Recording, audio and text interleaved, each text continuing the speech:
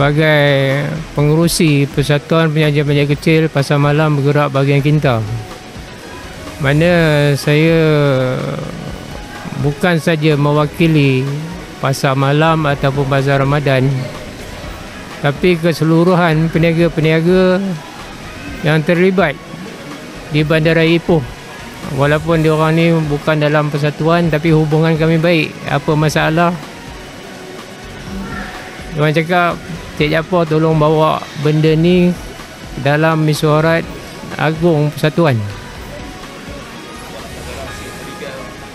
Keluhan yang akan datang lah, masalah gas masak 14 kg, gas kala ungu,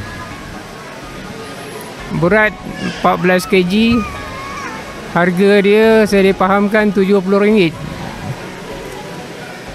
Ini amat membebankan lah kepada orang meniaga dan turun kepada pelanggan di bawah.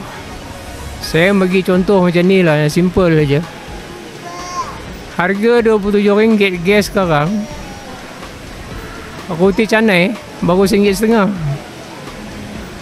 Kalau RM70, macam mana peniaga nak jual? Sekurang-kurangnya RM4 ataupun RM3.50. Macam mana rakyat nak makan, berbelanja? Saya minta di sini bagi pihak kerajaan lah bincang balik ni di Parlimen, macam mana keadaan ni. Bagi pihak saya lah, melalui persatuan, saya rasa tak wajar benda ni naik.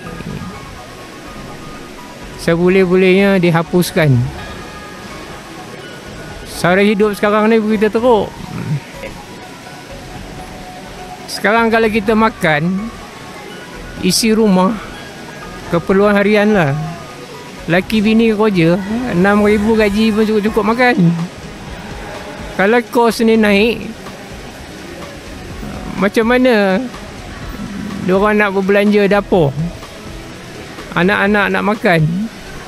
Kita orang yang dewasa, yang dah tua ni boleh tahan nafsu makan, tapi budak-budak tak boleh.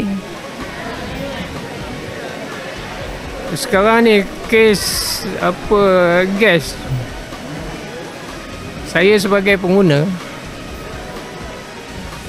tong gas tu yang 14 kg tu, selalu kalau minta 3 tong, sekarang boleh dapat 2 je ataupun 1. Ke mana tong gas tu pergi? Benda ni belum berlaku pun tong dah hilang. Saya tak nak benda ni berlaku macam beras. Beras RM26. Kalau kita pergi kedai, kadang-kadang tak ada. Tapi di peringkat Parlimen, perbahasan, menteri kata ada. Yang kita orang bawah ni, macam mana nak beli barang?